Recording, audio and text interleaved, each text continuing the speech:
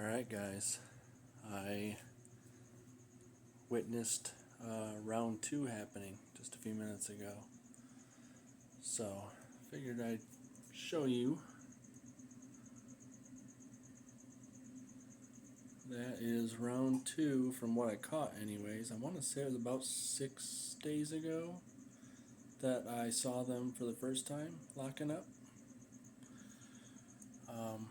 They were in a little bit of a better position to get a good camera view the last time. But yeah, that's round 2. This is my first time, and I've only had this pair for about maybe about 4.5, 5 weeks. I did get them together as an already established pair that has been together, so there was no need to quarantine them away from each other.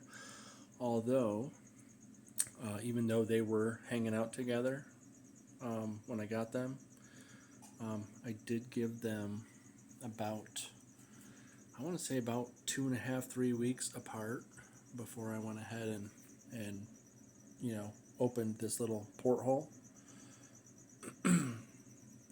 So, oh, and what I did for this porthole is these are the enclosures you get from Dubia.com. And what I did was they're vent holes is what they are, but if you turn them all the way, the little cover comes all the way off. So what I just did is I butted them right next to each other, and I built this little 2-foot tall stand for them and put it on wheels. So I want to say it's about 2 feet with the wheels. I think I did 21 inches and then they're 3-inch wheels. So I built that stand and I just put them, butted them up right next to each other. The enclosures are kind of lightweight, but once you put everything in them, it's kind of weighed down. So there's nothing, tying these two enclosures together, but there's really no way for them to get this separated enough to try to escape from the enclosure. And they just kind of pass right through it. It did honestly take about a week before I saw either one of them go through the hole. The female started coming through. The female's enclosure is right here with the nest box. The male's enclosure is right here. The female started coming through a couple days in. I want to say almost a week in. And it took at least a week and a half, maybe, about 10 days or so before I saw the male finally come into this side. So, but when he did, he kind of made a home in this side. He will come over to this side. This is the side that I saw the first copulation. But but he sleeps over here now. So he doesn't hang out too much over on that side. She likes to be on that side quite a bit. But anyways, that's just how it kind of went down. So trying to catch him on this side so I can close up, trying to catch him on this side while she's on that side so I can close up the holes for egg laying is going to be probably a little bit of an issue. I might have to just reach in there and probably grab him and put him on his side. I have not reached in to grab these guys yet. When I do kind of reach towards them, they kind of freak out a little bit. They both tongue feed. The female will come up, no problem. The male will not. I have to reach the tongues into him. But he doesn't take off or anything. As long as I reach in with tongues with food, he's no problem. With her, she'll come up and I can tongue feed her. I have been able to get her to kind of come out onto my arm, luring her with food. But as soon as she has the food and realizes she's on my arm, she takes off back into the enclosure. So no real handling yet. Um, I think that there's a good chance I'll probably eventually be able to get the female to kind of come out. I don't know about the male, but at least he's not too uh, freaked out by me.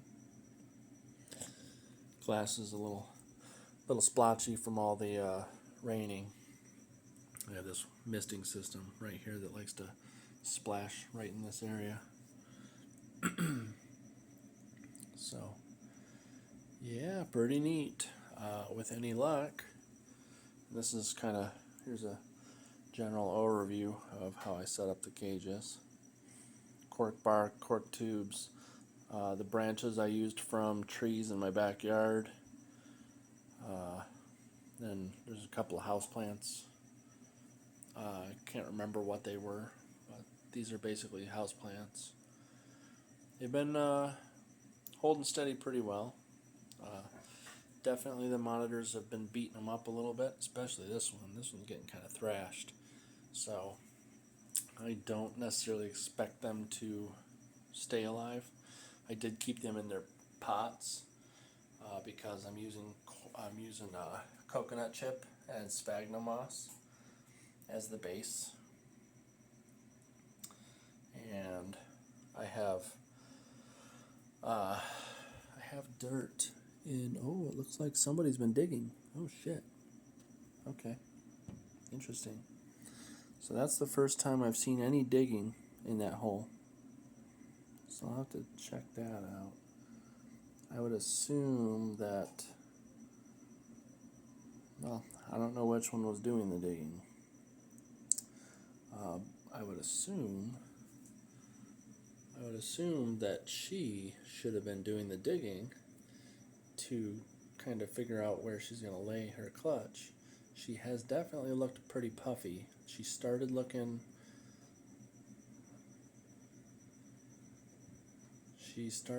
puffy. Looks like he's trying to switch sides.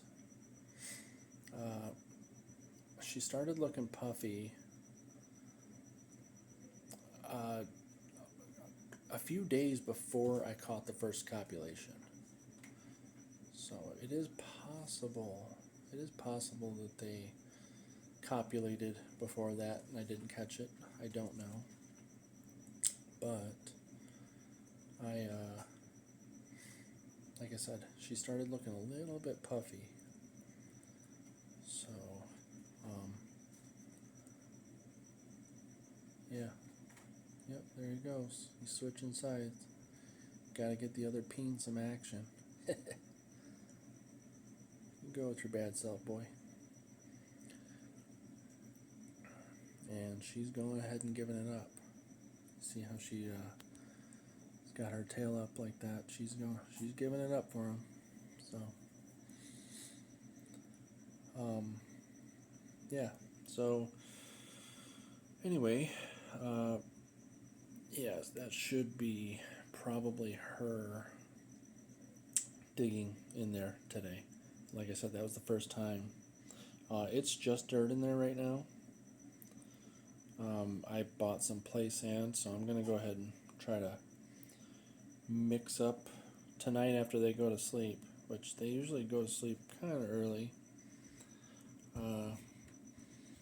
Tonight when they disappear in their cork tubes and hide for the night, I will pull the box out and I'm going to mix play sand in and kind of just what I want to do is I want to make sure that the little tunnel. I don't feel like the dirt isn't really holding a tunnel at all. So I'll do that, and then I probably don't want to wait too long until I go ahead and block off the hole and get him out of here. So that way hopefully I can have a nice clutch. So I heard somebody say something about waiting 2 weeks after the last copulation that they saw before they pulled the male. I really don't know how this thing goes because I've never done it before. So, but I'm assuming it's going to be kind of like a, you know, a few week kind of a thing before eggs. You know, kind of like a 4 week or so process. So I don't really know what to expect. After not seeing them lock again for a couple days, I kind of assumed that they weren't going to anymore. And then so this was a surprise as well. So I think I probably will give it another few days at least, but then I'm going to go ahead and try to get him out of there just to be safe, because I don't want him eating eggs. So we'll see how it goes, and I will keep you guys updated on what happens. Hopefully we get some eggs. These eggs have a long incubation period. I think it's something like 150 to 155 days. And, well, hopefully we have good eggs for a first clutch. And we're going to do this thing and be a multi-species breeder here and not just a ball python breeder anymore. So, all right. I'll see you in the next one. Later, guys.